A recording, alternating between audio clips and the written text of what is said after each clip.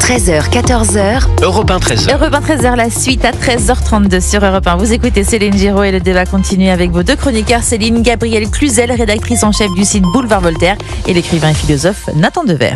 Et l'actualité aujourd'hui, c'est aussi l'influenceur Doualem qui donc a été interpellé ce matin en vue de son expulsion vers l'Algérie. Interpellé tôt par la police aux frontières et placé en rétention administrative. Son retour à l'envoyeur par l'Algérie en janvier avait envenimé, on s'en souvient, les relations entre Paris et Alger. On va écouter la réaction de Philippe Ballard, député Rassemblement National de l'Oise. Il était sur LCI ce matin. Si c'est pour l'envoyer à Alger par avion et que dans la même journée ils nous reviennent par le vol du soir, voilà, on voit pas bien les choses. Mais c'est un ensemble de choses. Il faut faire un vrai bras de fer avec les autorités algériennes. Je précise parce que il s'agit pas du peuple algérien. Il s'agit de ce régime dictatorial corrompu qui retient toujours un écrivain franco-algérien dans ses prisons. Donc il faut entamer ce bras de fer. C'est un ensemble. On ne peut pas différencier les dossiers les uns des autres. Philippe Ballard, député RN de l'Oise, Nathan Dever, Bruno Retailleau qui persiste et signe sur ce cas particulier de Doualem. Oui, parce que encore une fois, c'est pas seulement Doualem. Il y a un régime algérien, depuis que M. Tebboune est au pouvoir à peu près, qui a décidé de devenir de plus en plus hostile envers notre pays. Pas seulement notre pays d'ailleurs. Qui, entre parenthèses, s'est rapproché aussi de la Russie. Dans une période où on parle beaucoup de la situation, de la menace russe, etc. C'est pas inintéressant, c'est symptomatique de relever aussi cette évolution.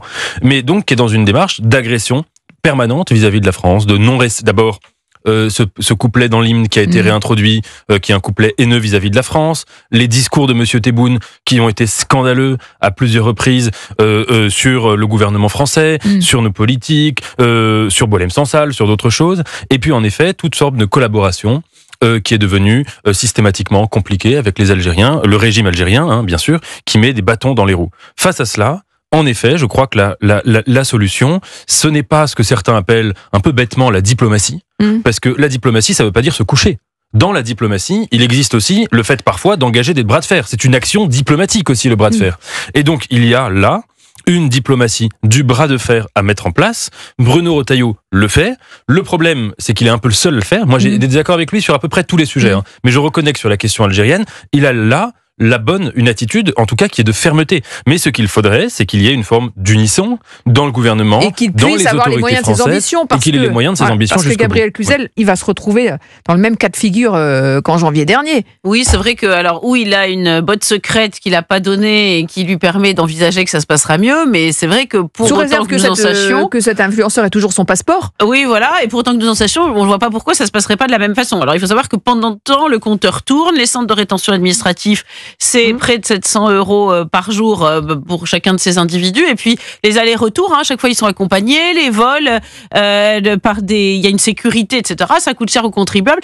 Donc, c'est vrai que promener ces influenceurs paraît un petit peu absurde. Donc, soit il y a un autre plan qu'on ignore, soit il n'y en a pas. Moi, ce que je comprends pas, c'est que déjà, on voit bien que l'Algérie ne respecte pas le droit international et qu'il ne se passe rien. C'est-à-dire que nous passons notre temps à dire « Ah, c'est contraire à ce que dit le droit international, c'est contraire à ce que dit le Cour européenne des droits de l'homme. » Nous nous sentons contraints partout, mais on voit bien que quand un pays ne s'y soumet pas, il se passe rien. Donc on est vraiment les dindons de la farce. Nous sommes les premiers de la classe. Mais voilà où cela nous mène. Puis j'ai envie de dire de façon très simple, si l'Algérie considère que Boualem Sansal fait de l'intelligence avec l'ennemi ou suit des intérêts contraires à son pays, puisque nous considérons que Doualem fait la même chose pour le nôtre, Doualem aime l'Algérie, Boualem Sansal aime la France, eh bien échangeons-les. Voilà, et tout le monde sera content. Cette affaire doit se terminer. Je crois que c'est vraiment le petit supplice chinois de l'humiliation suivi par l'Algérie.